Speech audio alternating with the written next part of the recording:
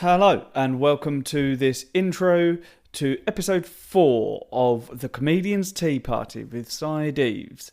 So in this episode we have Andy Storey and we just have a really nice chat. To be honest, it's good. Like we talk about some sort of fairly deep subjects. Talk about awkwardness and sort of being the king of being awkward whenever possible. Talk about sort of our heroes. And, even though I don't entirely agree with some of what Andy was saying, because I do not like Morrissey, it's a good chat. It's a really good chat. There's not even many sort of stings and stuff in it because the chat just flowed. It just continued going. And, it's really good. It's really nice. Just want to say a massive thanks to everyone that's been getting in touch and emailing and saying they've been enjoying the podcast. And I've had some people getting in touch telling me about how they make their tea and what kind of tea they like. And I like the interaction. It's nice. So please continue to do that. And my girlfriend's friend who listens, I have forgotten her name, so that's all good. Shouldn't have brought it up. But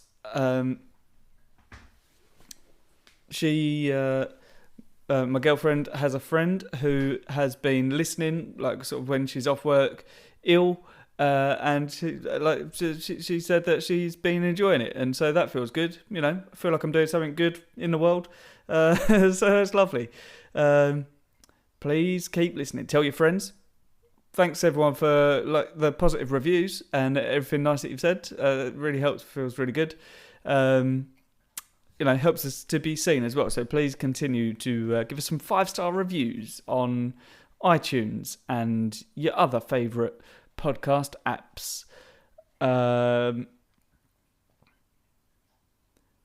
There is a couple of points in the podcast where something weird happens to the sound, and I don't know what it is, and I've tried my very best to sort it out, but something got corrupted on a file, and the original doesn't exist anymore.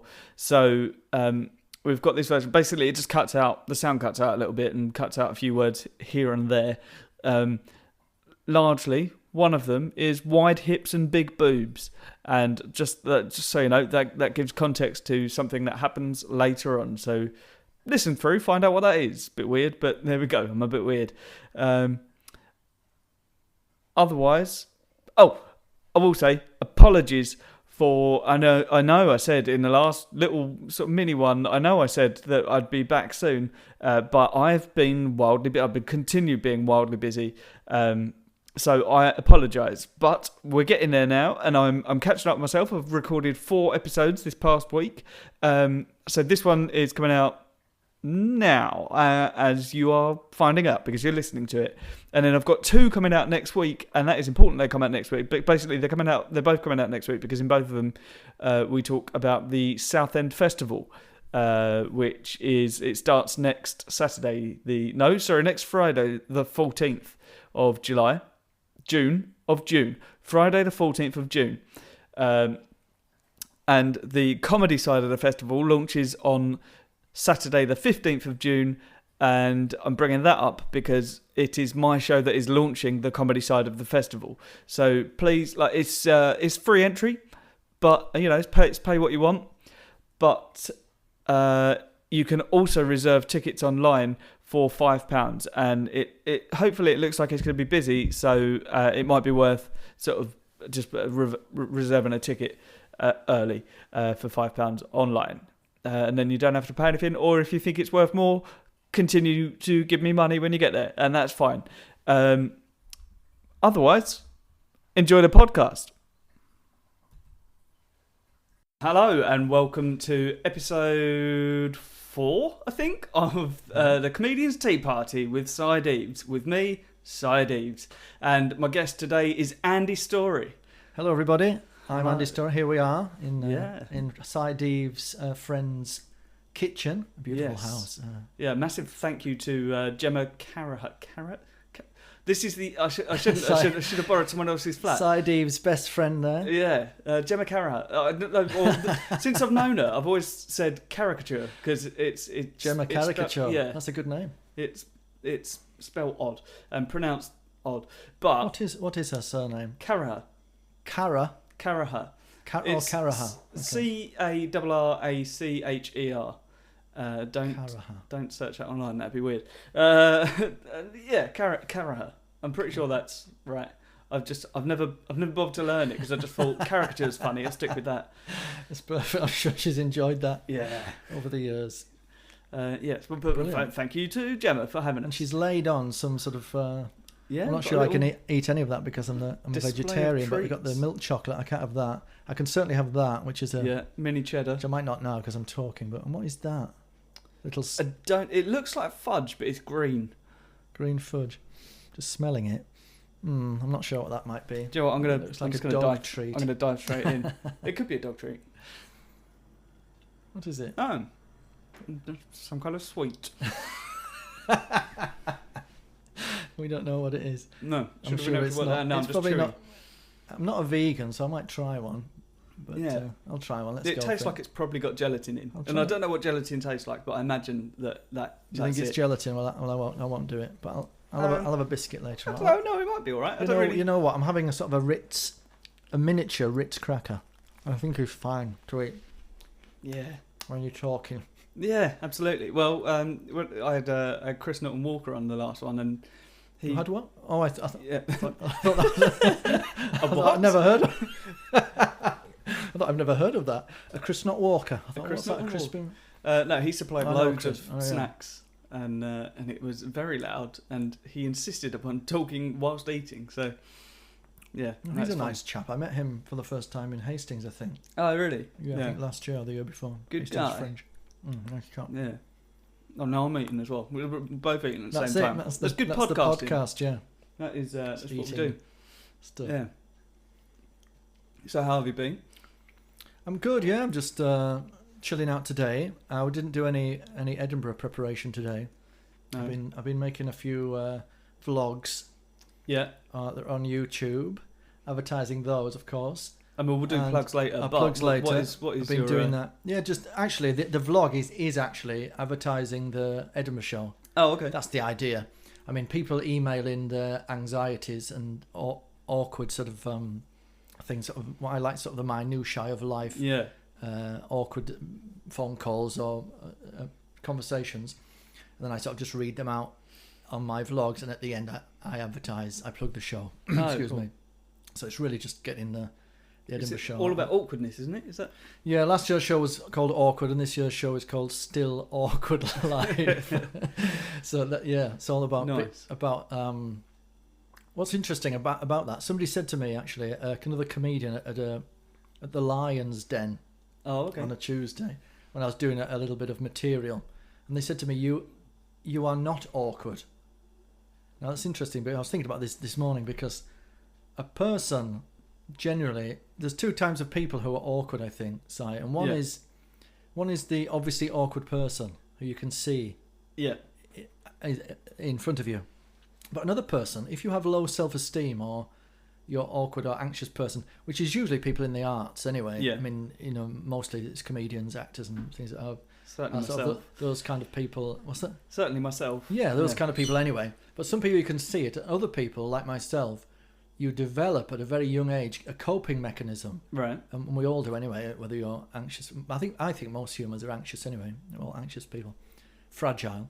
Yeah. And myself, for example, I've developed a coping mechanism whereby you don't look awkward or anxious. So it's an act really, which I suppose is what attracts you into the arts. And absolutely. So some people look awkward and some people look extremely confident. You take, for example.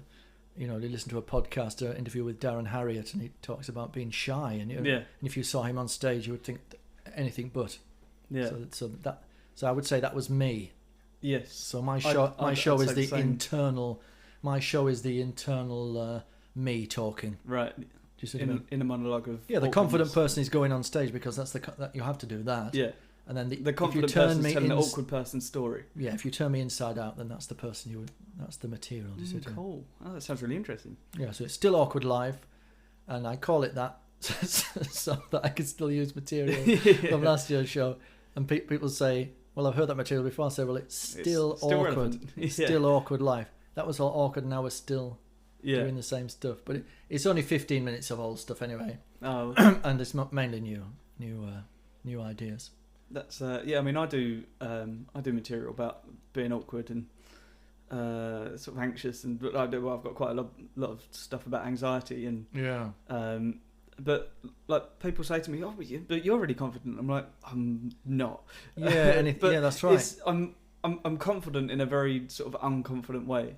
Like my girlfriend was convinced that I was really confident, but now she picks up on my little like sort of whenever I get anxious, I do some like I sort of tap my hand on my chest. You can't see it. I'm showing Andy. He looks suitably impressed. But It's making me anxious. Whenever she sees me do that, she just sort of grabs my hand. Yeah. Calm down, okay. Yeah. I think all humans are. I think humans are fragile. That's Absolutely, That's yeah. what I think. People show it in different ways, and often you don't see people's fragility because they work in a job and they have a home life which is within the bounds of what they can be relaxed in. Yeah. So you just don't see it. Yeah, sorry, That's all right. That was really distracting. So I was doing something with his trying to clean my watch. cleaning. Which is So interesting. I What I was saying was thought, so interesting that I decided to do some housekeeping on his watch. I thought, Domestic. what I'll do is rather than keep looking at my computer to check the time to see how long we've been going on for. Of course, you need to do. I thought I'll look at my watch first. How long we've been going on for? And then I noticed about 2 minutes. Is everything. And then Time to wrap it up. I could see now, and then I'll be able to look at it later and then judge without sort of turning it. But then I noticed a bit of dirt on my watch and found myself cleaning it. No, you need to do these things. Yeah. Hosting the thing, you need to do the technical side of your brain. Be as aware. well. Absolutely. Yeah, but most people, I think, are like that anyway. Yeah. That's what.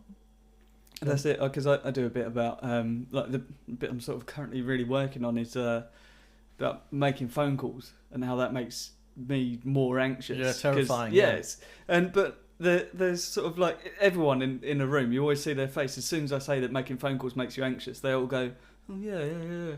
Yeah, if I'm making a phone call to a bank or something like that, I have to walk around the room with the phone a few times to get the confidence up. Yeah, and sometimes I've even watched an old comedy clip that I've done well, really, just to show me that and then I ring them up just to wow. give me a boost of confidence. You know what I mean? Because talking on the phone is terrifying. Yeah, I saw on the Facebook today. I was on Instagram. I think they call it a meme. I'm not sure what that is really, but a little image of some words. Anyway, am I right in saying that? Just for the record, Andy's 82 years old.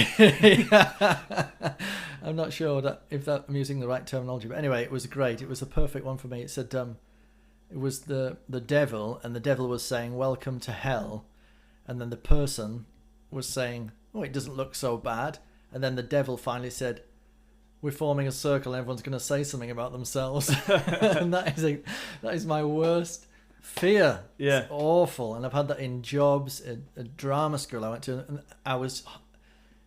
I'll tell you this story. Actually, I worked part time with autistic children. Okay. 2 or 3 days a week to make the money up, in schools, and in one school they have it's an assembly, but it's just for teachers. So it's sort of a meeting on a morning where there's a circle of chairs around the outside of the room, which is makes my blood run cold. And a new person, I'd been there for a few weeks, and a new person started. I work as a teaching assistant. A new teaching assistant started work, and she was in this meeting on a Thursday. She sat in. She looked absolutely horrified and really nervous.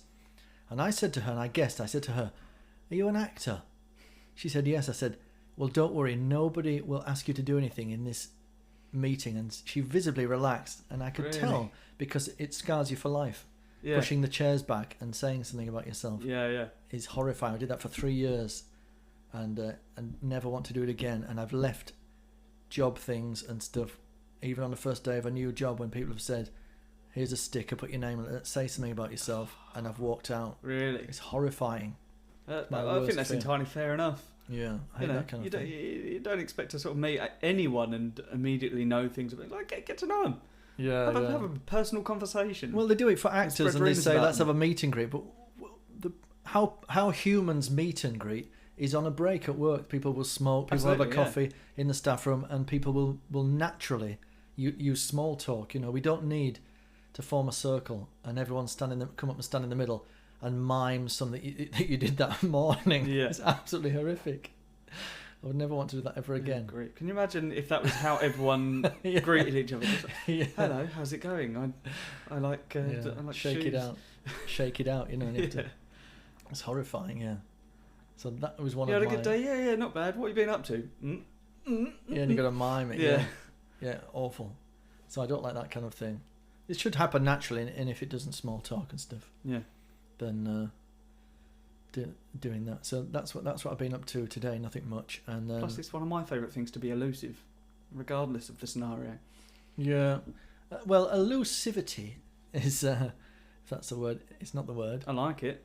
Elusivity is good, but it can, I found in my own life, can ostracize you a little bit. Yeah. You know, you can end up sort of being too elusive, and then it's somebody inside saying, just tell them who you are and it'll be all right. Yeah. Do you know what I mean?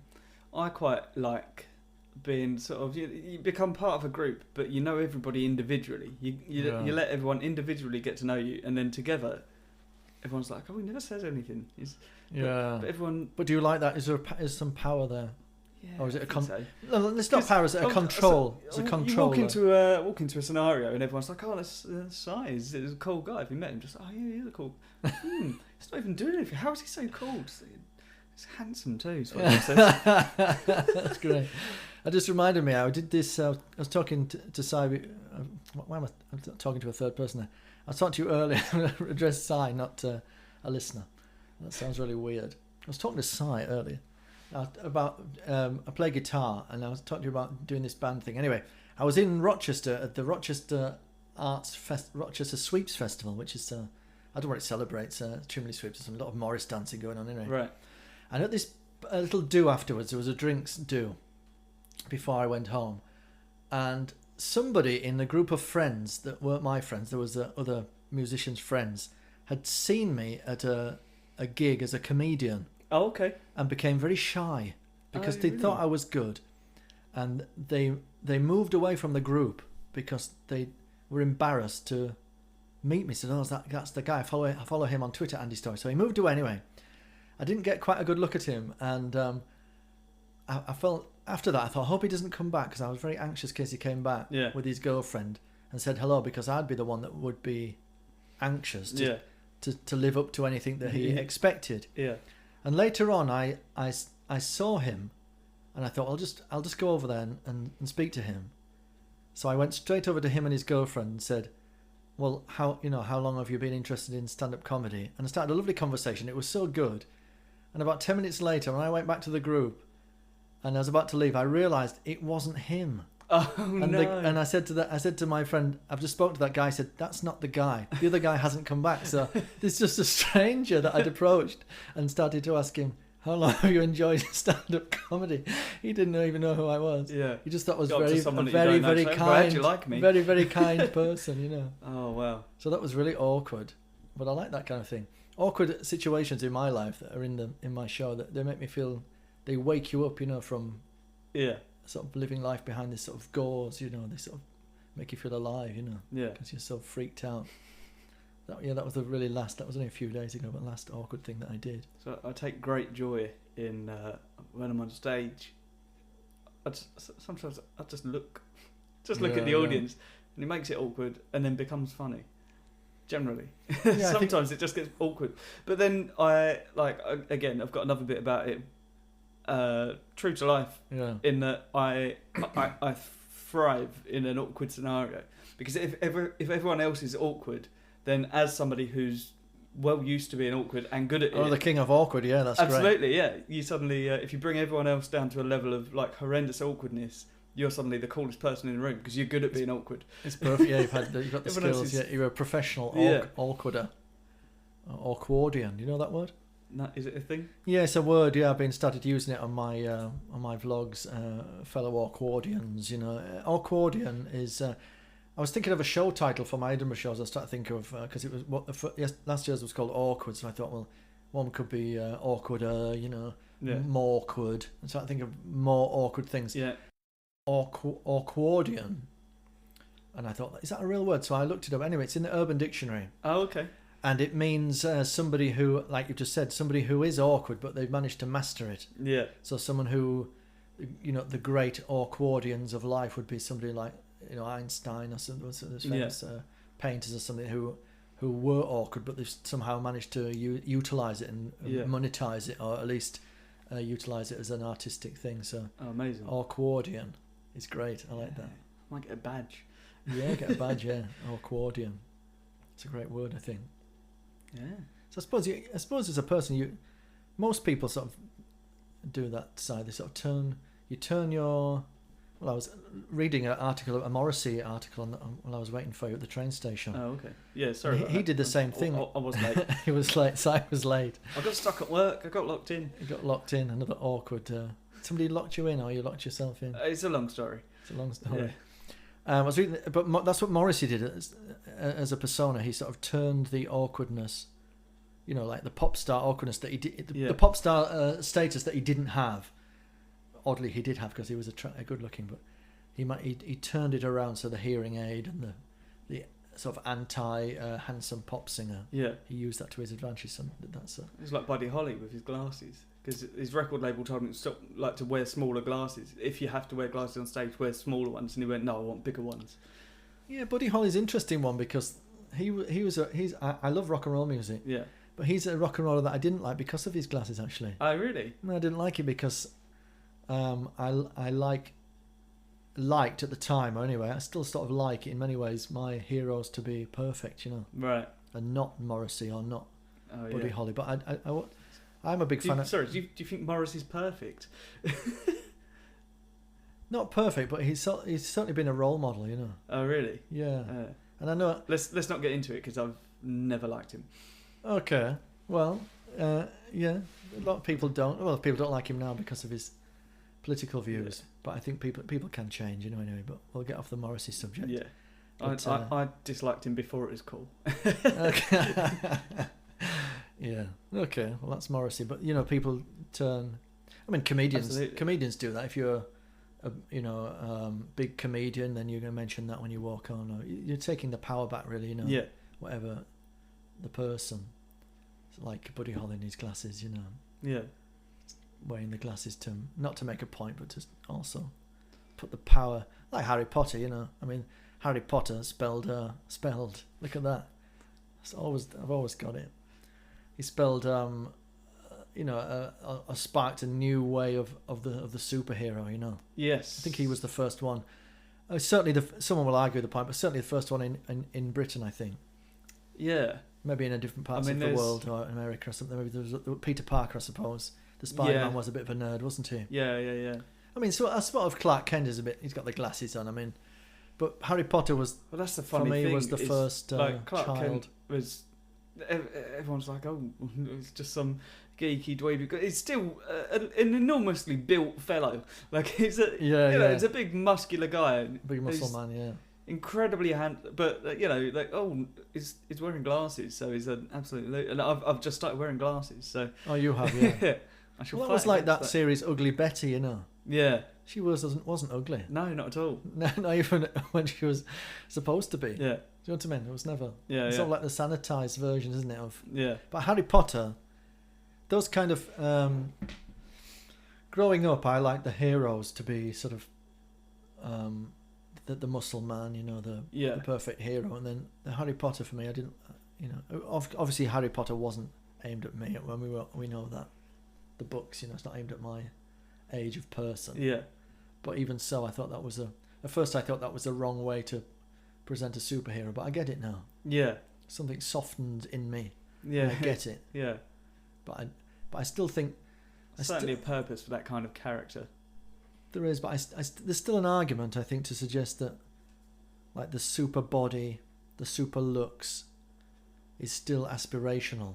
Yeah. But it doesn't, but not in a negative way. I think there's something positive about a superhero being... Somebody could argue the idea of perfect, but I sort of have an argument that we know what beauty and perfect looks like. Yeah. And you could argue against it and say, the argument against that straight away is, what beauty is in the eye of the beholder. But I think often physical beauty is actually scientific.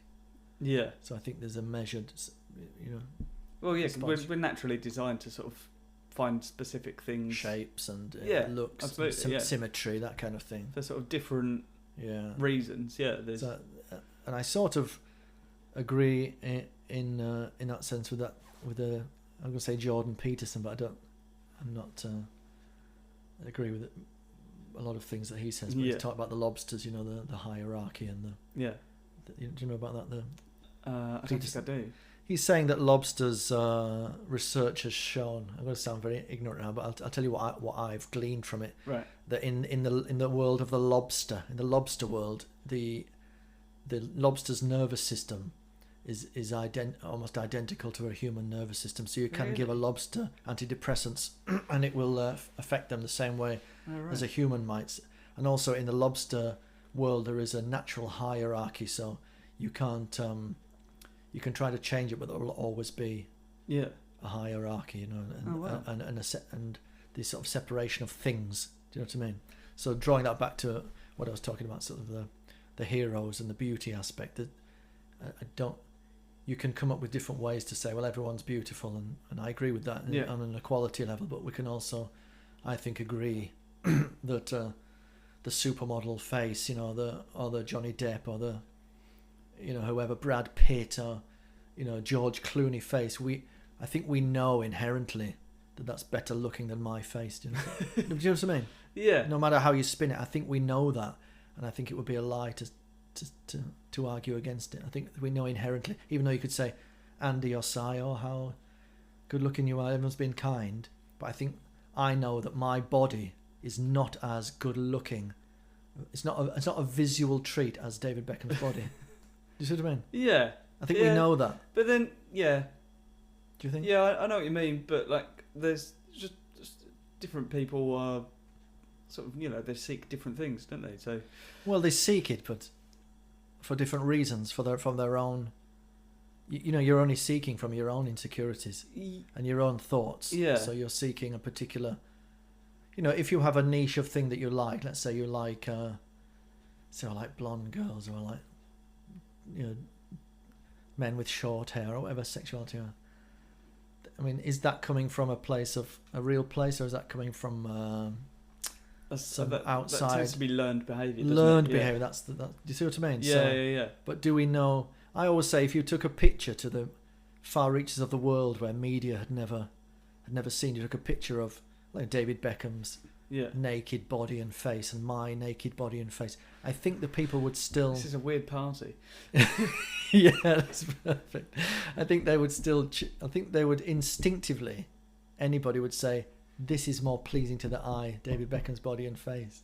I just think it's inherent in the human eyes. Yeah. I don't think you can argue that they wouldn't know and say, "Oh, I like this one.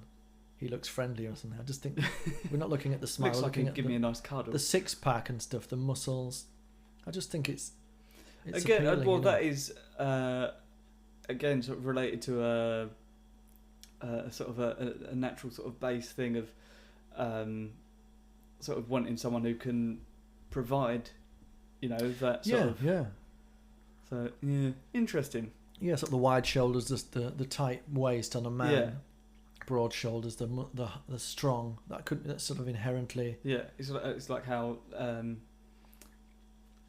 sort of men are, like when they're sort of interested in women, they're essentially looking for, not always, but sort of predominantly looking for a woman with sort of wide, big boobs, because that's like it's good for sort of birthing and feeding children. So yeah.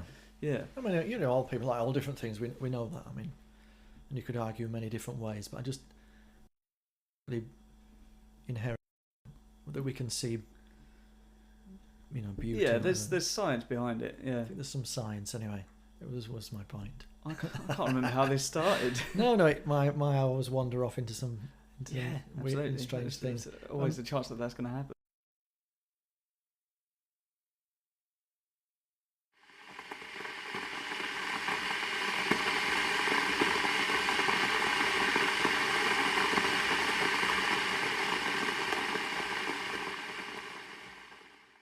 Anyway, I'm drinking your tea. I just Yeah, had go my on. I first. was about to bring it up because Yeah, I just had my first gulp of it's a decent temperature now. a tea that I chose, which was a beetroot. I'm sure it's got some other things in it. That's the box. It's Twinings Superblends range again. Thanks very much to Twinings for sending me that.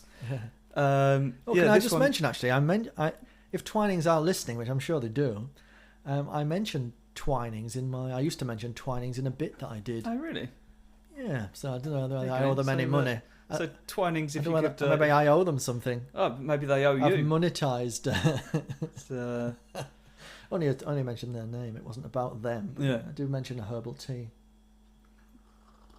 Well, this one is... so again, it's from the Superblends range, and this one has got beetroot with orange and ginger, plus vitamin B1, thiamine? Thia. Thiamine. Yeah, thiamine. Which contributes to normal heart function. So, there you go. Thank you very much. You're going to give me good health for the remainder of the day. Thank you, Twinings. Do we think that this is real? The thing, thiamine? the health properties to a tea, or do we think it's so negligible? Is it like There are certain things that that help. Like because turmeric's good for digestion. But how much of it? Do you know what I mean? It's probably infinitesimal, yeah. But do you think it's a psychosomatic selling product? Yeah, selling thing. Yeah, it could be. I don't know, because beetroot. You think, well, anyway, I've tasted it, and I'm not. I'm a coffee drinker in nature, but of course I'm a northerner, so I'm a tea. Born and braised in the north, so the tea is. And this is broadly neither, really. Part of my life. This kind of tea, elements of fruit, where I'm from, would be seen as fancy tea. Yeah. I mean, it wouldn't be looked down upon in 2019, but if you drank that, people would think less of your thing. Yeah. In the northeast of England, if you had a beetroot. Well, this was funnily enough. I saw. Do you know Konstantin Kisin? Is he Russian? Oh yes, of course, yeah. I thought you were saying consenting kitten. Oh, sorry. I thought it was like a female consenting kissing. Consenting kitten, one of these ones that stand outside 10 Downing Street. Yeah, like the very quintessentially British they pussy painted riot. themselves. Yeah. Consenting kitten. Yeah. Good name. It's a good name. It is a good name. There you go. If anyone ever wants to name their band that, just let me know. Just like Pussy Riot, yeah. Consenting kitten. I'll sell you the rights to the band. No, absolutely do it, and then just tag me in loads of stuff. So if you could, at the end of every song, just mention this podcast, that'd be great. Yeah. What's I saying? Oh yeah, he was on.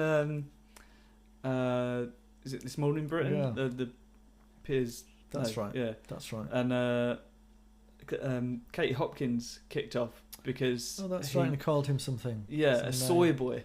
I love that. Which I today discovered is basically just means someone that they use soy or sort of non-manly things.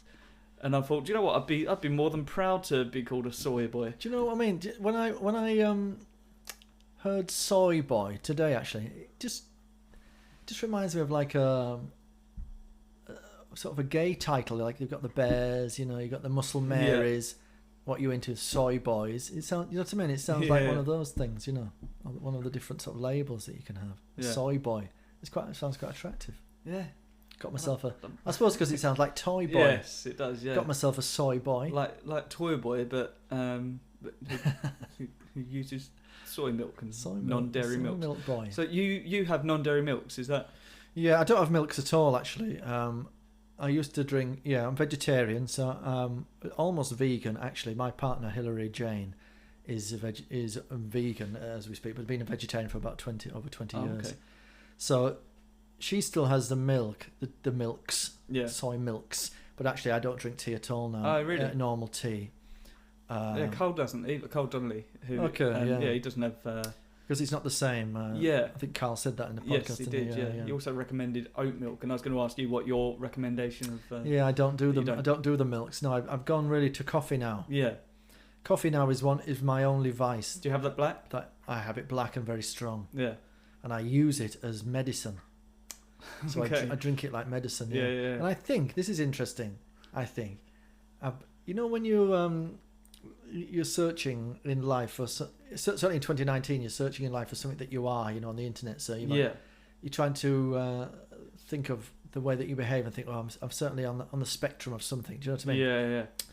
So I was diagnosed at school with dyslexia. Oh, okay. So I sort of I went to school, but I also had special teacher came around the house. I think my memory is quite vague on it, but my parents had a private teacher that came around and did some lessons with them. Yeah. And I thought, because recently I thought I'll have a look into see what else could be associated with that. Well, ADD is associated.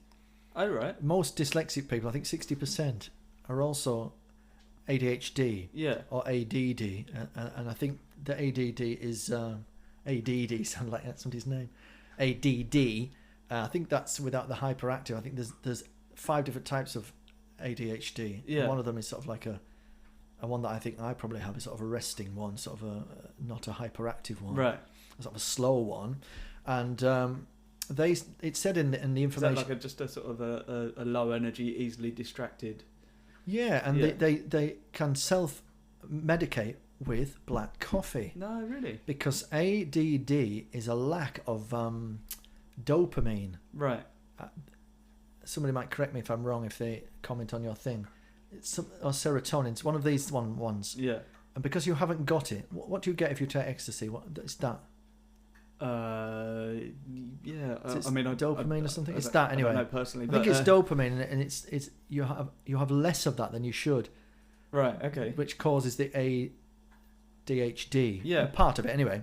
I'm very naively reading about it, so don't quote me on it. But the self-medication with black coffee is very interesting because that's what I've done. Yeah. Because I used to. Were you aware that that's what you did, or? I wasn't, but I used to self-medicate with alcohol. Right. And cigarettes and all the different things you might do, and things beyond that. And now that I don't, I've gone with black coffee. Yeah. So I found that quite interesting. So I'm looking more into that. Yeah. That is interesting. But I don't. Aware of that. Yeah. But dyslexia is associated with ADD, ADHD. About 60% of people with dyslexia have that as well. And I think probably I have it, but undiagnosed, you know. Right. Because of the time that I went to school, they didn't even acknowledge dyslexia as a thing. Stop looking out the window, daydreaming. I was a daydreamer. Yeah. Pulling the socks up, nothing to do with nothing. But my parents, very cleverly, did something about it. And eventually I was diagnosed with dyslexia, but you know. But I never call myself a dyslexic until now, because I thought it might hinder I never labelled myself. Yeah. And I never told anybody. But is this a exclusive? It is on a podcast for sure. I think so. Yeah. Oh, right. I never really said anything before. Yeah. But as you get a bit older, I think it's just nice to, and of course the modern culture, people are interested. Absolutely. In that kind of thing. So I thought, well, why not say that? I'm not afraid of it or embarrassed by it. I just thought it might affect. Lots of people asking new jobs and things, any dyslexia. I never said yes because I didn't want to acknowledge myself as a dyslexic. Yeah. Otherwise, it might just perpetuate. Do you see what I mean? Yeah. The problem. It's only going to be relevant in particular scenarios as well, isn't it? Really. Yeah. I had lots of problems when I worked in shops. Right. If I worked on a till, if somebody asked for change, I was beyond embarrassed. Literally. I actually read a thing about this the other day. There's loads of different types of dyslexia, isn't there? Mm. Yeah. Like which do you? Mainly words. Right. But so is that like? Because it's always intrigued me because I've got no idea. I believe I used to write back to front. Really? Yeah. I've sort of blocked it all out, but I don't think it was the words back to front. I think it was from the right hand side of the page. Right. Okay. Back. Like you were Japanese. Like I was Japanese, but I think the words were the right way around. If you see what I mean.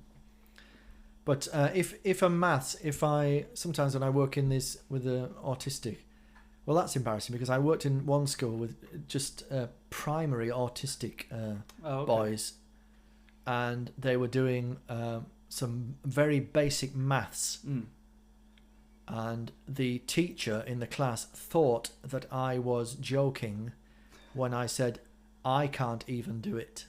And she thought I was pretending to the child that I couldn't do it to enable the child to think I was at the same level. Yeah. But I could not do it. And it was rudimentary. And what happens when I see anything to do with maths is that my mind goes blank. Oh, really? I can see the maths, but my mind won't interfere with it. Yeah. It totally locks off. I'd have total... Oh, wow. It just has a breakdown, and I can't even function. So with change in a shop or maths or anything, I can't do it. Oh, really? I could do basic adding and subtracting, but yeah. if I was there somebody watching me write something and I couldn't, I was so nervous. When I work, I fill in a timesheet after I've done a shift. Yeah.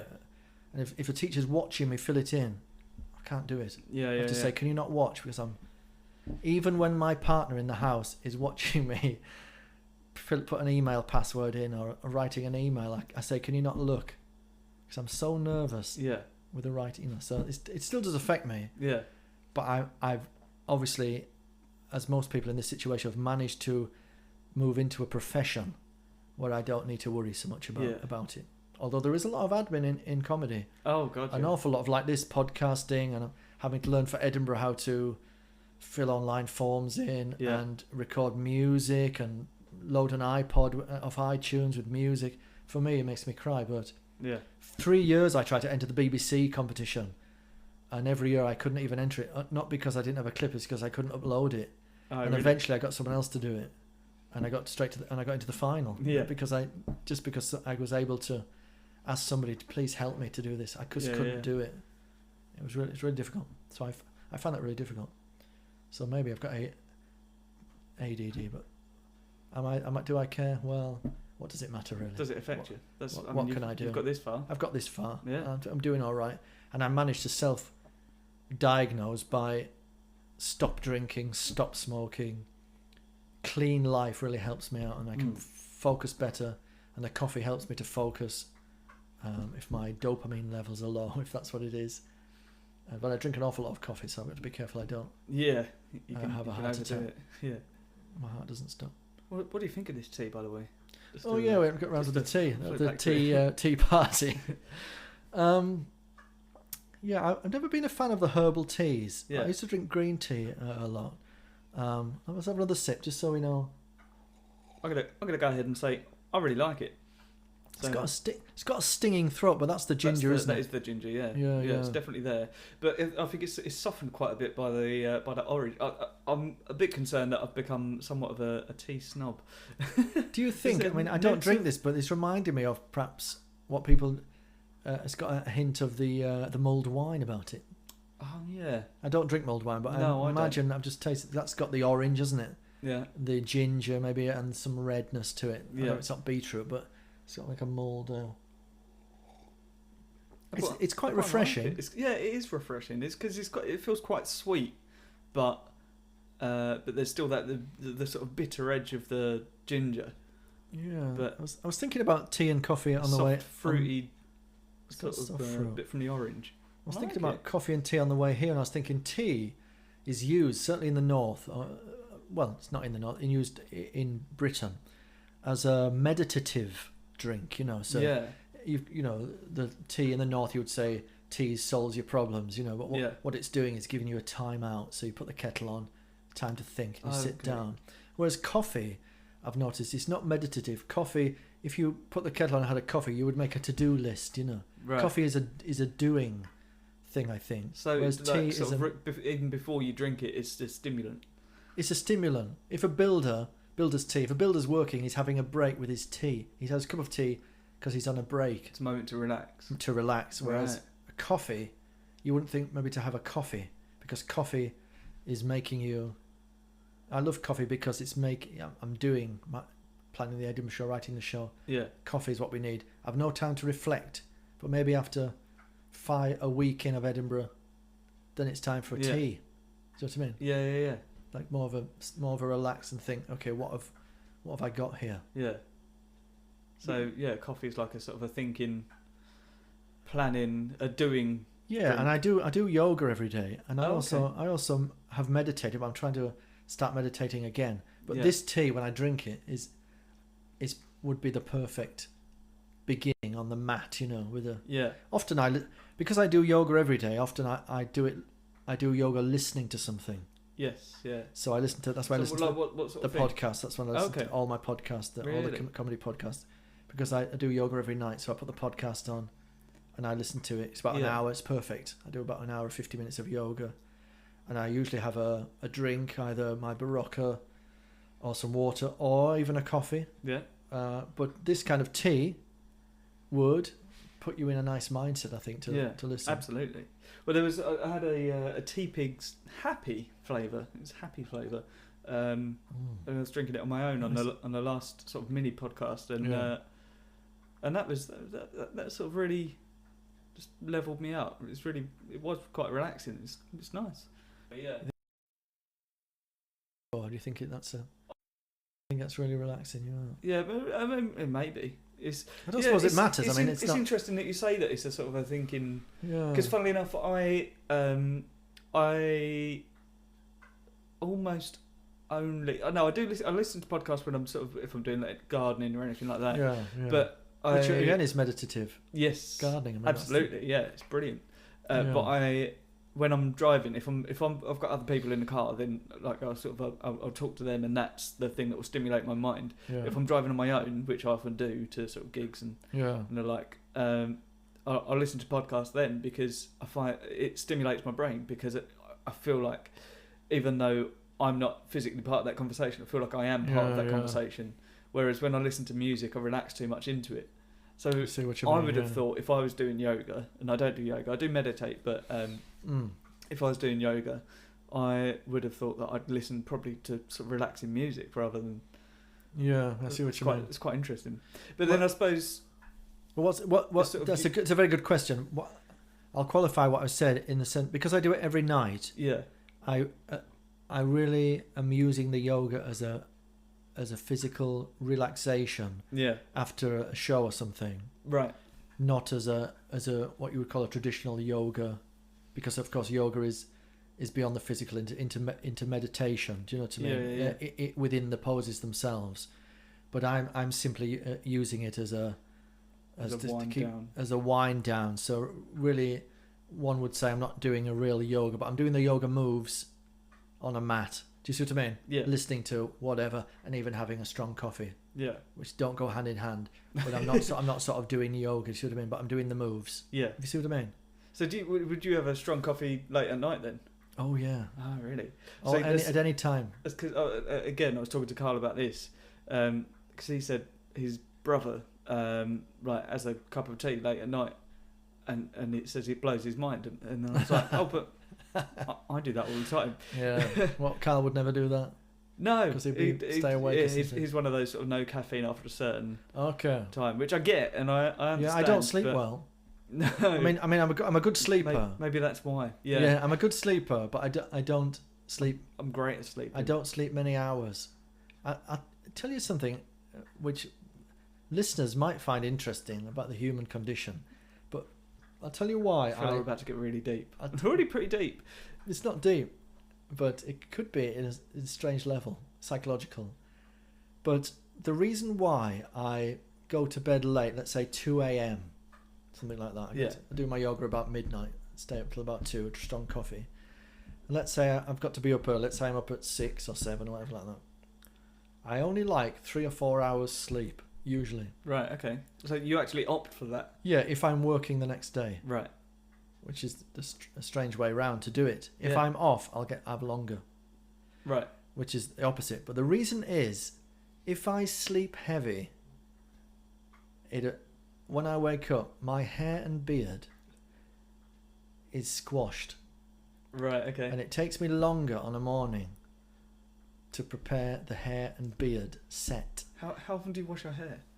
Every 2. Well, if I'm working, if I have a day job, every 2 days. If I don't, every 3 days I wash my hair and beard, because I use hairspray. So if I sleep, I can imagine this was natural. If I sleep too heavily, it squashes the hairspray, and it takes me longer to unsquash it. Whereas if I only sleep 2 or 3 hours, lightly. Yeah. When I wake up, is identical to when I've gone to bed, and it takes me quicker to leave the house. This is the reason. It's weird, isn't it? So you sleep less from a vain perspective. Yes. Yeah. Exactly. I don't wear a hairnet, but if that would, I don't think that would help the squashing of the hair. You could. It also depends on how many days you've get some kind of helmet. That would squash the hair. Well, no, but so I could never ride a motorbike. I don't like hats. Specifically designed I see what you mean, to protect your hair, like a scaffolding for your head. So that's sort of a unique thing to me. I'm sure other people, it happens to other people, that kind of thing. But that has sort of ruled my life, really, that kind of thing. Yeah. So I don't like hats. Anyone that wears hairspray is afraid of hats and rain. That's the two main fears. Always have an umbrella, and you don't want a situation where you're forced to wear a hat. Yeah.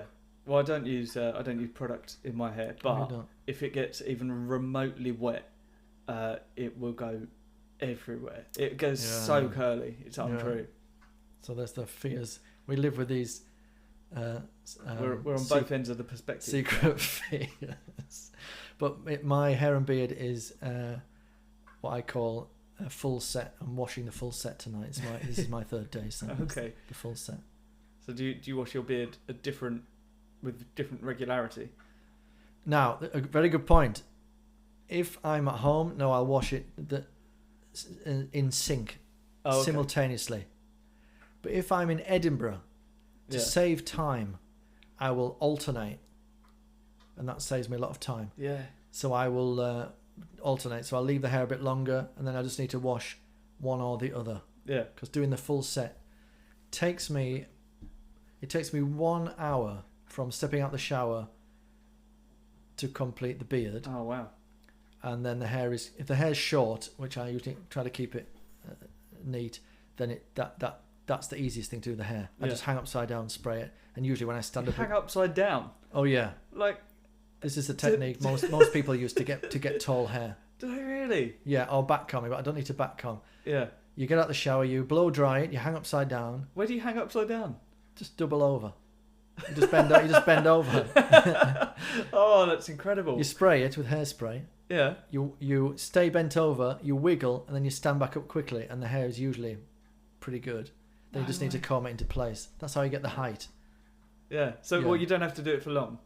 No, just a quick, while you're down there, just a quick movement of the head, get some breeze through it. When you stand up, just a little bit of hairspray. And then you need to sculpt it or whatever, but that's how you get the height. Have you ever considered standing over sort of a really powerful fan?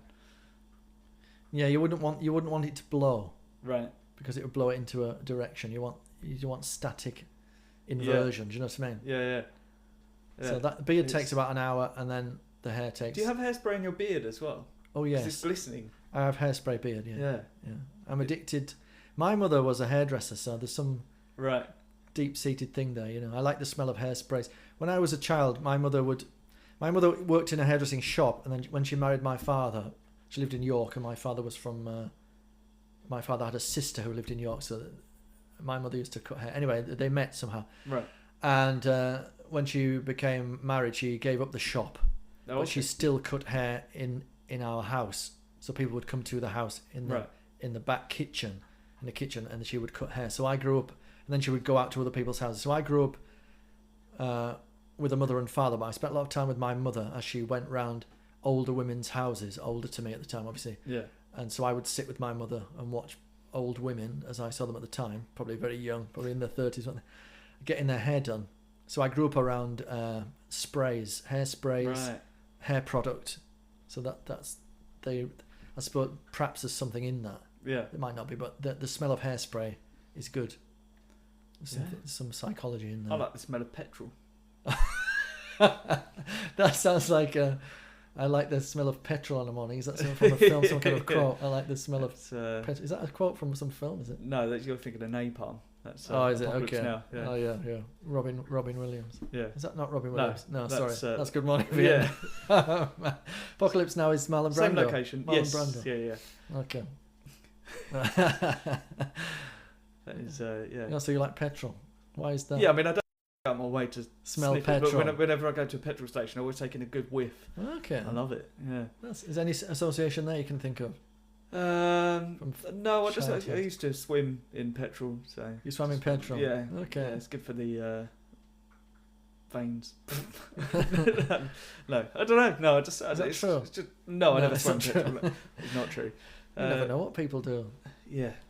No, it reminds me of when I used to set people on fire. No, that's again untrue. I have to quash that immediately. People like different. Well, smells certainly they bring back memory. You know, that's what actors use. A lot of sense memory smells. You know, to take them back. I think I just like the smell to a time. Petrol smell, yeah. But nail varnish. I like my mother. Yeah. Used to, but before my mother used to, and also still does, go to church. Great image is of my mother wearing nail varnish and then standing in the kitchen flapping her hands to dry them. Do you know what I mean? But this sort of image and the smell of the nail varnish, I like that. Yeah. I like the smell of nail varnish because of that. It reminds me of church, isn't it? I really like the smell of, I really like surfing. I'm a terrible surfer, you're a surfer. but I enjoy it.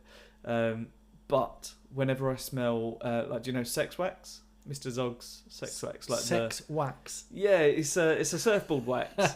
Obviously sounds very rude, but why has he called it sex wax? I don't know why. I think it's not a surfboard wax. It's absolutely a surfboard. Why has he called wax. it sex? I don't know. Why did he call it surfboard wax? It's just a fun name. I love that. It's not even an innuendo, is it? It's just rude. But there is an innuendo on there. Their slogan is something like "great for your stick" or something like that. It's sort of referring to your surfboard as a. Is that what they call it? A stick? Yeah. Okay, I don't know any of this. Yeah, they have wood cores, so that's where that. What's that? The surfboards have like wooden cores. I see what you mean. Okay, yeah. So made from a wood. But there's also they make a sex wax for drumsticks because obviously as earlier discussed as I discussed with Andy, that's right. I play drums and there's sex sticks. They do sex wax for drumsticks, which makes your sticks grip as it does with a surfboard. But I see. It's for grip, is it? Yeah. Oh, I see. But we sell that in the drum shop that I work in, and I occasionally just sniff it because it is. What's it smell like? Is it coconut or vanilla? I think it's coconut. No, okay. Vanilla. It's vanilla. I don't like coconut. No, I'm pretty sure it's vanilla, but it's the best smell in the world. It's my absolute favourite smell, and sometimes I just stand in my shop and smell it.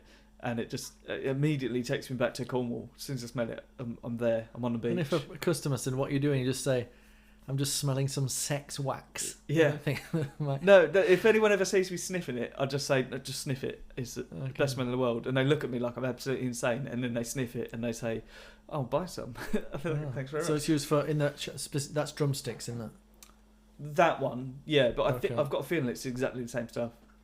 I was looking up some stuff because I played my guitar in this Rochester concert, and I was worried about if I was nervous, maybe the pick would slide out of my fingers, and people recommending all different kinds of things for that. Picks you with a special rubber on or grip on it. Or, and also for hardening the finger ends quickly. Yeah, my finger ends get harder and softer, depends how much I play. But they were saying super glue or this kind of it's called invisible elastoplast. You know, if you cut yourself, if you cut yourself in from the chemist, like liquid plaster. Liquid. That's it. Yeah. Sorry, that's it exactly. Liquid plaster. If you paint that on your finger ends, that's great for a guitarist. Oh, is it really? Oh, okay. It's for very quick.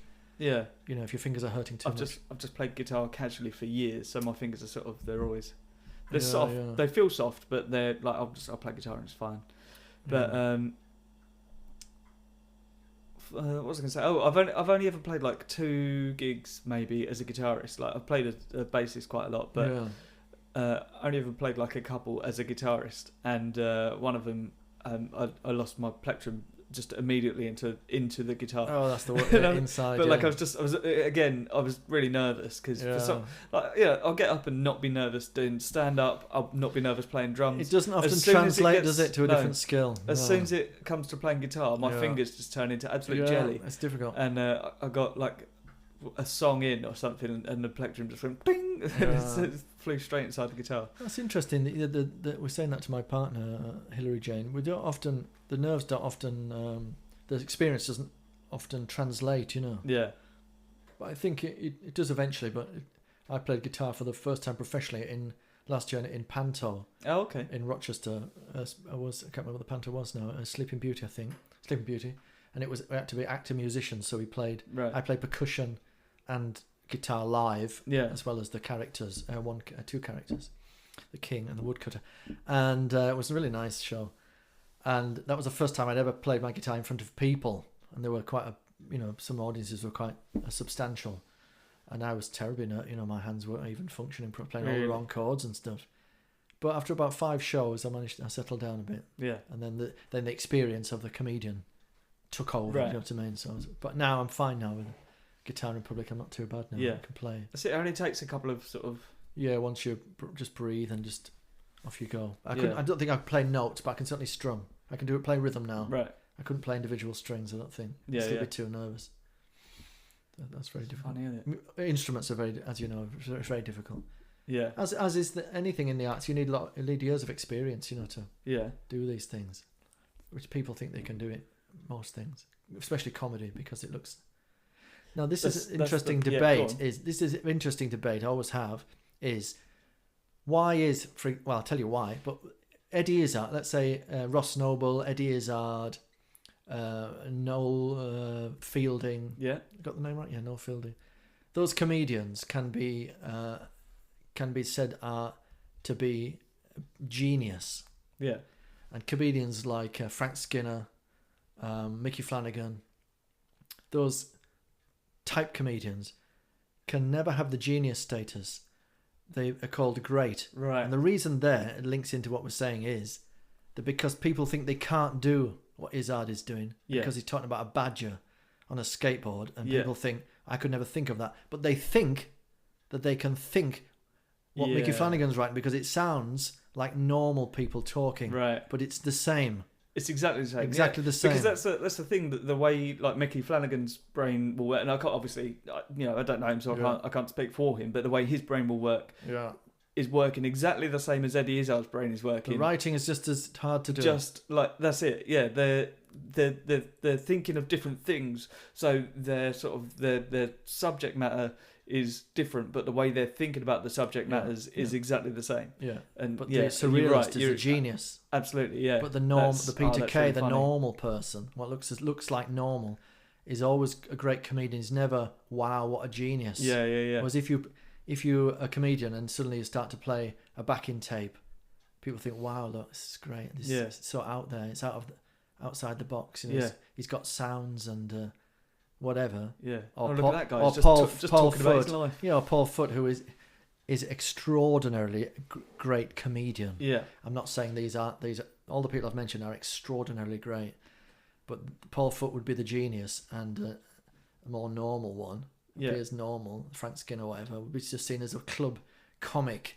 Whereas if you listen to his writing, it's absolutely superb. And littered with these great poetic writing, and it's extraordinary writing on both Paul and Frank Skinner, but one is always seen because a regular person thinks they can't do that, they can't think in that way, but also what they don't realize is they can't think in the other way either, but they think they can because it looks like normal person. It's not a normal. Mickey Flanagan is not. It's not normal. No, it's very talented. Absolutely. It's extraordinary. That's it. You are someone like sort of Noel Fielding to get up there and tell a funny story about how he got trapped out of the house wearing his slippers. Yeah. He'd immediately start talking about an owl in a blanket and it's completely different thing. Yeah, but like if an everyman got up and tried to tell that story about being caught out in your slippers, you'd go, oh, okay. Yeah. That's not funny. A highly underrated comic, I think, is Jack D. Somebody who I've been looking at again recently. I've always liked Jack D. Yeah. And I'm not saying, I mean, he is famous, obviously. Yeah. But often overlooked in the top 100 or the top 20, those kinds of things, when people talk about who's your favourite ones. But again, because he's just sort of normal person, do you know what I mean? Although just thinking there, talking about that, my argument could stem from an insecurity, actually, because I've just realised that when I first started to do stand-up, I did actually want to be a surreal stand-up. Oh, really? I just thought of that when I was talking about out loud there. like Andy Kaufman, Yeah. who I really like, but I just couldn't do it, and I didn't know what to say. So it's possible, although I think I am correct in what I've said, it's possible that my grievance stems from a jealousy that I couldn't think of it. Yeah. I wanted to do like wacky stuff. I just couldn't. Can't think of anything. Yeah. So maybe I just argued myself against it, but I quite like that. I don't mind that. That's quite funny because I don't do anything that surreal. Like there's sort of some slightly off the wall ideas perhaps, but I and I've discussed this sort of a few times on different sort of things, but I've always considered myself, like from the start I thought I was just doing straight stand-up comedy, and I was doing this stuff about paranoia, and I thought it was just like straight, like, oh yeah, these are things that happen in my life. And for the first few gigs, people get coming up to me and asking how I came up with the character, and I was like, that's it, who I am as a person. But it's really funny. I love that when other people tell you about your act. Yeah. Although I don't like to call it an act. Thing that you do. Yeah. And you didn't realise, you don't realise you're doing it. That's what you're saying. I've had that a few times in my life, and you think, oh, is that... Someone said last year, a lovely quote from a reviewer, said, determinedly low key. But the humour of that is, up to that point, which is only last Edinburgh, that's 8 years I've been doing stand-up, I didn't even realise my energy was low. I had no idea. I thought I was just doing the same as anybody. Yeah. I had no idea. And now I read that and I look back at my clips, I think, oh yeah. I had no idea. I just thought I've got big, just normal energy. Yeah. So you're talking about small things in this low key. Someone even said like chuntering along. I thought, is that what I'm doing? And then I realised I am doing that. Yeah. But now I quite like that. This Ed Fest, I don't like reviewers. And I don't like reviews. I think this is pretty pointless. But the Ed Fest mag have done 2 reviews. One was 4, one was 3, regardless of what the stars are. But they really have actually pinpointed some very good things. And the year before that, 2015, 2016 or something, Ed Fest wrote a lovely review. I don't know who the individual writer was. But actually that was what I was aiming for, what they'd written, and actually take a lot of stock in the writing. And thought, yes, that is my vision of... They saw what I was trying to do, and I've taken that further, and it's been successful. So that's interesting. Although I think reviewing is it's nonsense, really. It doesn't really. Yeah, as many people say, it's not for the comedian. It's not for the comedian. It's for the audience. It just seems a waste of time. But even then, it's such a sort of personal thing. Like you were saying, kind of. Many surrealist comedians would be considered genius and sort of etc. But then a lot of people that like straight stuff would watch that and go, "This is awful. It doesn't make any sense." Yeah, exactly. And it's not for the comedian. It's not really for the audience either. It's for the critic. It's for the critic. Yeah, we don't need. I don't think we need them. No, I don't think it would change anything in Edinburgh or anywhere. I don't think it would change anything. And why are critics? This is the thing that is humorous to me. Why are critics reviewing Louis C.K. or Billy Connolly or those people? Why would you do that? What is the point of that? They don't need the publicity. Why are you putting Billy Connolly? I went to see Billy Connolly and have the audacity to say 4 stars out of 5. Yeah. But how can you say that to someone? Do you know what annoys me the most? I say the most. We talk in these sort of grand generalised statements. What annoys me a lot in life Hyperbole. Is people who don't appreciate the back catalogue of something. This is the Morrissey thing again. Or anybody like that. Just to say that, I went to see Billy Connolly recently. Oh, how the mighty have fallen. They got annoyed about this Robert De Niro advert. Yes. And I was very angry about that. How the mighty have fallen. There's no falling here. You're not erasing the history. If somebody does an advert, John Lydon, Sex Pistols, some butter spread he did, and people were up in arms about it because he was anti-establishment. Now he's doing Utterly Butterly or something, Golden Spread, whatever it was.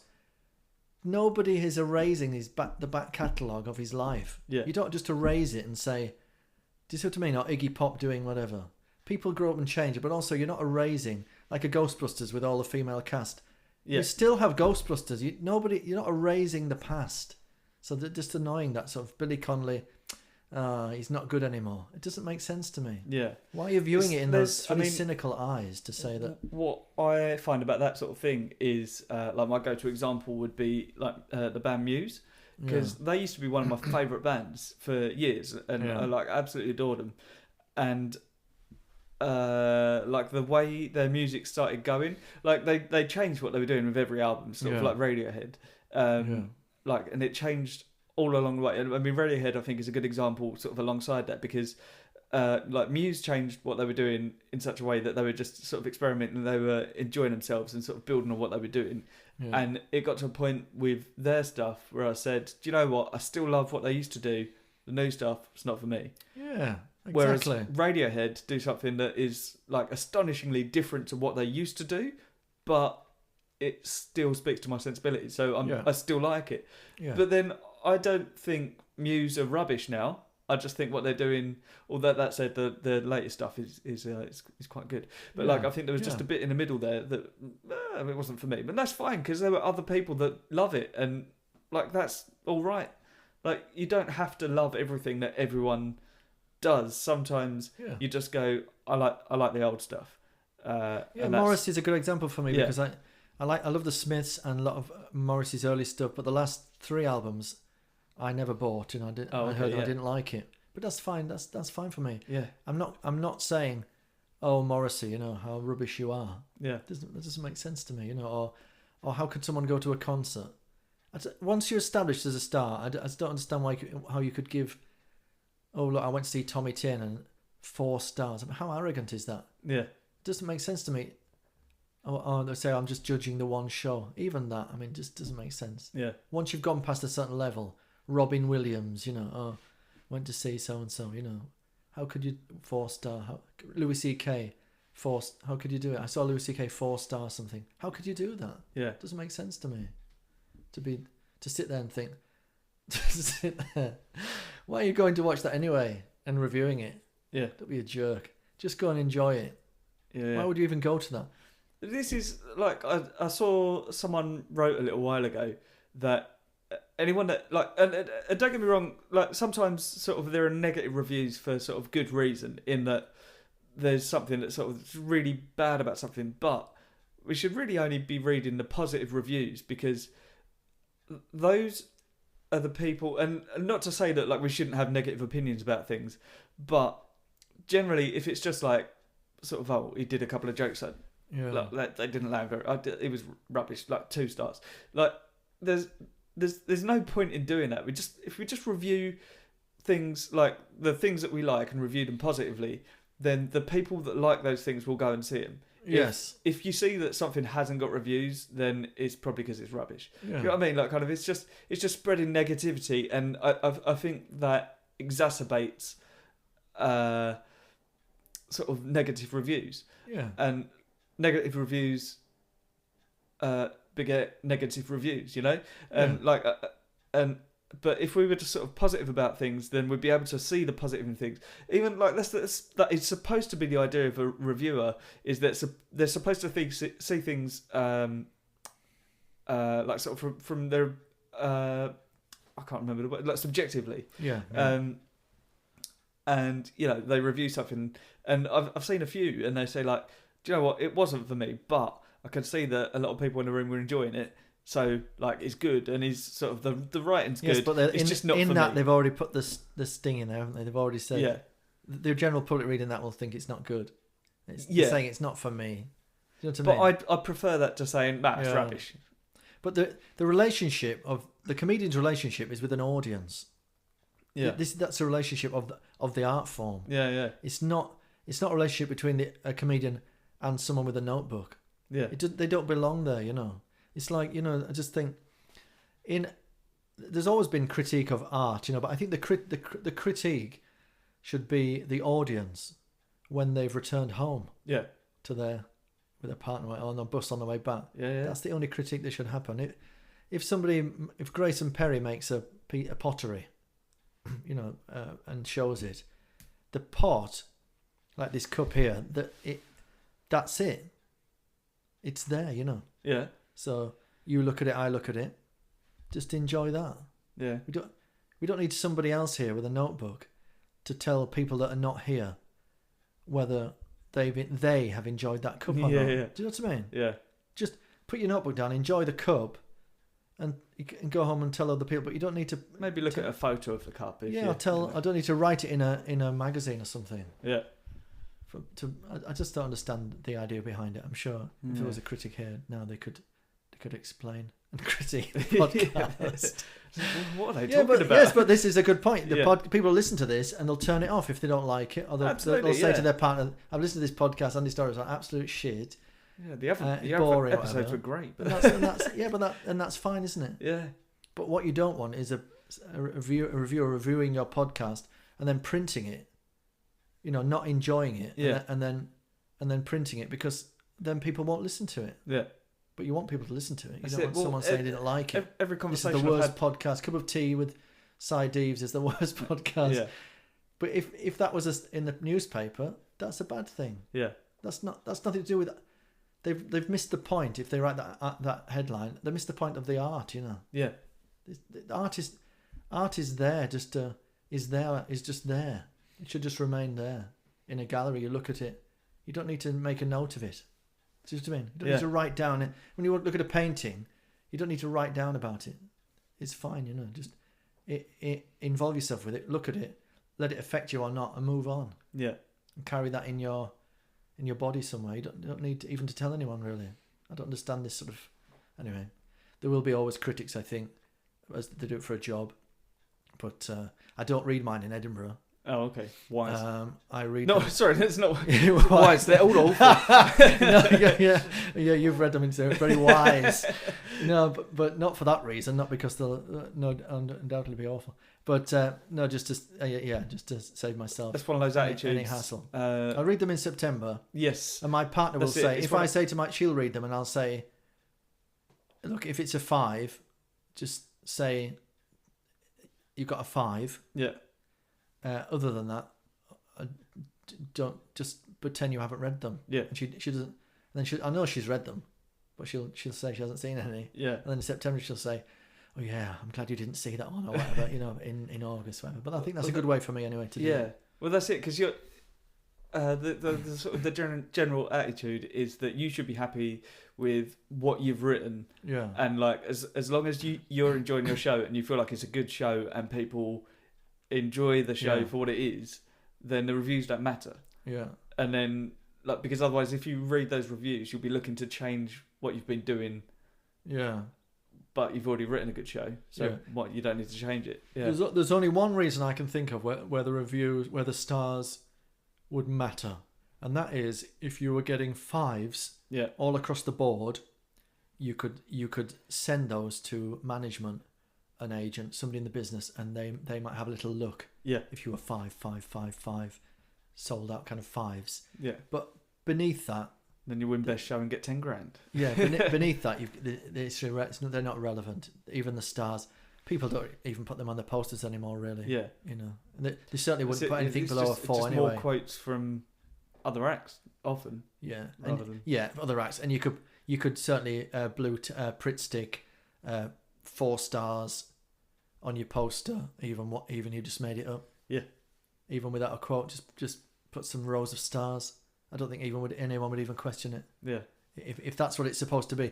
If the stars are supposed to be only for marketing, then we could just all lie about the stars. Absolutely. Like you would I've seen lie a few on people who like package. they've got sort of 4 or 5 stars for like sort of sketch shows and stuff that they've done with other people, and then they've gone to do a solo show and they still put those 5 stars on. It's like, of course, I mean, it's disingenuous, but it is fine. But if that's what it is, if it's marketing, you're technically, like, you know, if you've won awards doing the other thing, technically you're still an award-winning comedian, just not for what you're now presenting. Of course, and of course, if you put the stars embedded on your poster, they're not stars from the year, are they? They're from last year. Absolutely. So if I put, I don't got any stars on my poster actually this year.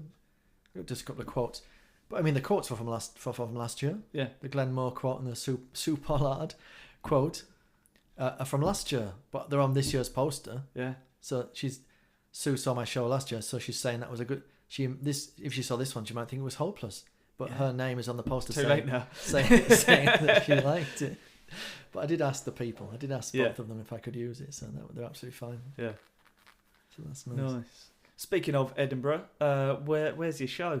Yeah, the show is at the Mash House with Just the Tonic. I love that room. The Snifter Room. Yes. At 1:55 p.m. Great, good time every day, apart from the 12th. Just the Tonic, yeah, Mash House, the Snifter. Last year I was in the Just the Tonic. I was at one of the caves. Oh, okay. But I've opted for a show on a floor this year. Snifter Room, I believe, is the floor. There's no stage, or if there is, it's an inch high. Yeah, it's a small room. Was it like 40 seater? 60. It's 60. The same as my last year. But last year I was on a stage, and I felt the front row. My stage my feet were as high as their eye line. Yeah. With a room that small, it's a bit pretentious, isn't it? I thought I was a little bit high. Yeah. If the show was quiet, I was too far away from them. I felt too isolated. Yeah. I think if I get a quiet day, as you undoubtedly do at least once, because I'm on the floor, I think I'll be fine. It's more intimate. I prefer that style. And of course, as we've ascertained, my style is determinedly low key. So the closer I can get the audience to me physically is better. Yeah. I prefer working in that environment anyway. Yeah, same. Yeah. On a bigger stage, I think the biggest stage I've ever played was the Cardiff Glee, and I think that's 500 people, but the stage is very small and the audience is broad. Yeah. If my memory serves.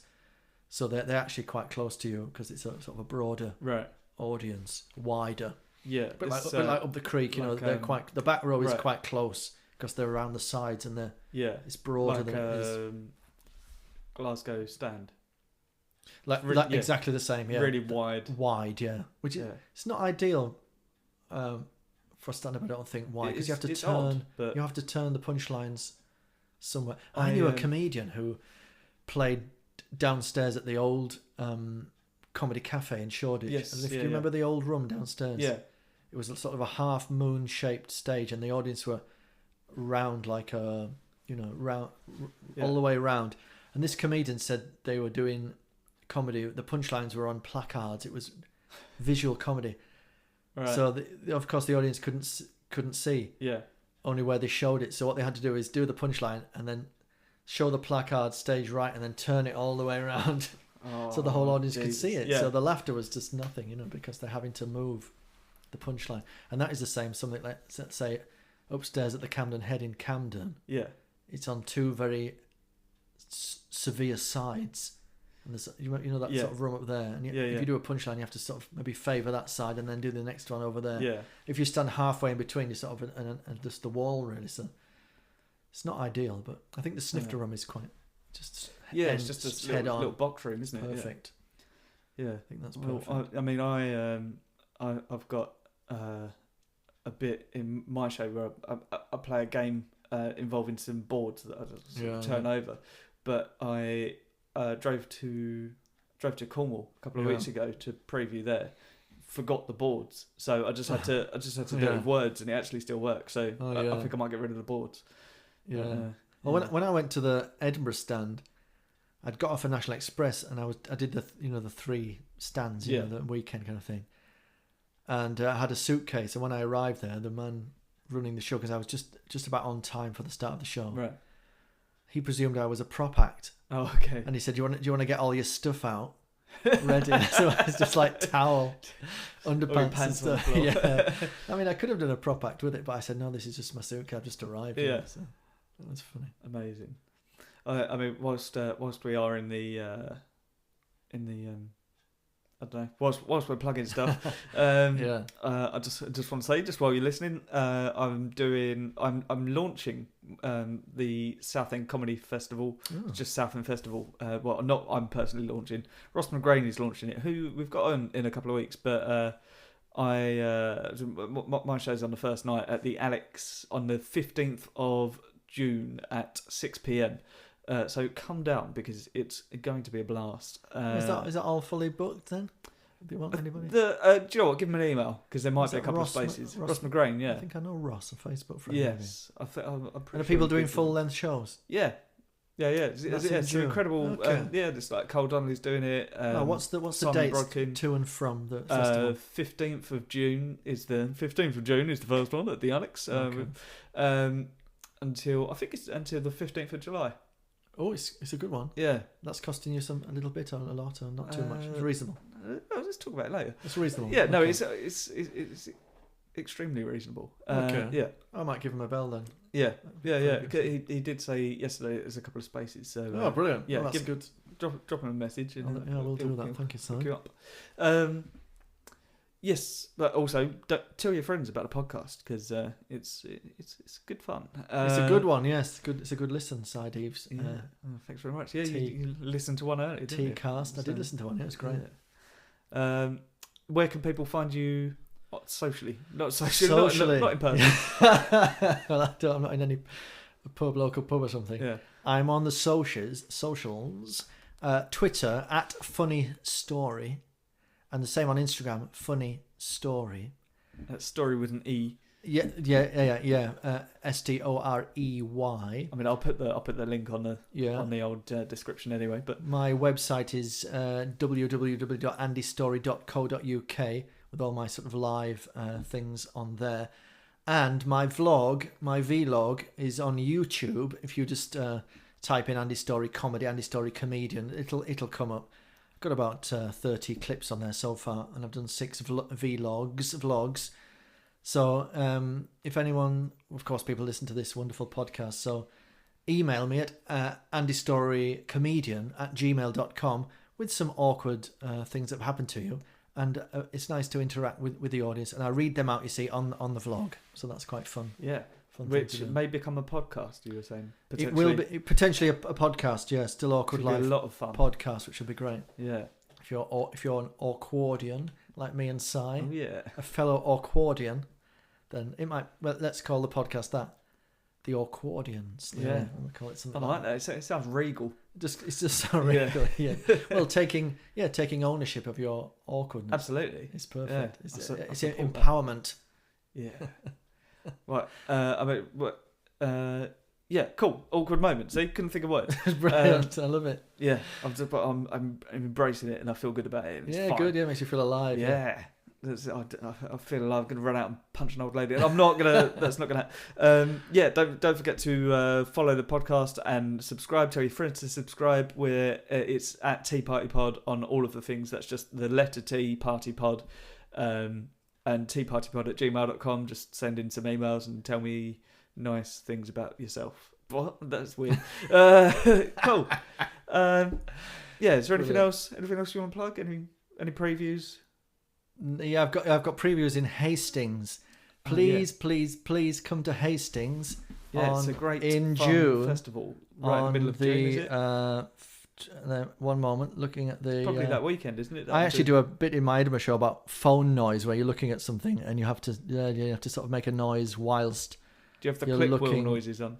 What's that? The click wheel noises. That's sorry. There's a reference to old iPods. Oh, I don't know that, but you have to make a verbal noise. You have to say, "Looking now, let them in the diary now." You have to do all that. Right. Okay. So, I rang up somebody once and they didn't make any noise. It was very disconcerting. I thought they'd gone. But you have to make that sort of phone noise. You know what I mean? Absolutely. Oh, so that's really funny. My show is on the 15th and 16th of June. That is the Saturday and Sunday of June in Hastings. You'll see a poster or look on their website. So if you're in or near Hastings, it's on at 6 p.m. I think 6 till 7. Go and see Andy's show, because at the exact same time in Southend on the 15th is my show. Oh, yeah, so that's right. If you're up this way, I've chosen that date on purpose as a rival show. Yeah, I can't. Yeah. Obviously, if you're in that direction, go and see Andy. But if you're anywhere else in the country, come and see me. Brilliant. Yeah, great. Well, thanks very much for coming on. I absolutely loved it. And thank you to Twinings for a beetroot tea, yeah, which I might have again. It's quite nice actually. I'll give you another bag. Yes, please. I'll take that home with me. Yeah, it's really nice tea. Well done, Twinings tea. Yeah, good work, guys. And thanks again to Gemma for letting us borrow her flat, because my house isn't ready yet. And good luck, Gemma, with your audition. Yes. For the show Absolutely. Oliver. Yeah. I'm sure your put accent, on by the Northern Little accent was Theatre great. Company in Southend, which my sister's in. Very good company. Oh, well, go and check see them that. out. If you're not at Si's show, on my show, go and see Oliver Twist. Yeah, so a different date though. Featuring Gemma. It's in like 6 months. Gemma Caricature. Yes. Cool. See you later. Bye. Thanks very much for listening, everyone. That was Andy Storey. I've been Si Deaves. You've been lovely. Thanks very much. Thank you. Thank you very much. Have I said thank you very much? Thank you very much for listening. I really hope you enjoyed it. It was a good chat, I think.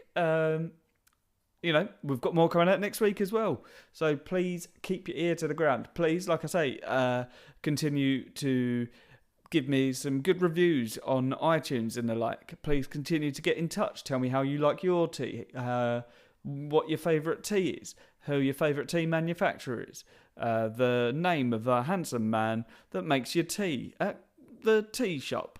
I don't know. Whatever. Give me a shout. I love hearing from you. It's nice. It makes me pleased to be doing this podcast. Don't forget that you can buy tickets for my show, Size Matters, at the Southend Festival on www.thesouthendfestival.co.uk. And then there's a link from there. But additionally, there are some amazing acts coming down. Like loads of the quality is absolutely unreal. So you're in for a real treat. So get to as many as you can because it's going to be really incredible. Additionally, we can't keep going if you don't come. So we need you. But please, just oh my God, there's so much good comedy on your doorstep if you just look for it. So, even if you're not nearby, look for it. It's around. Thanks very much for listening. I'll see you next week. I love you. Goodbye.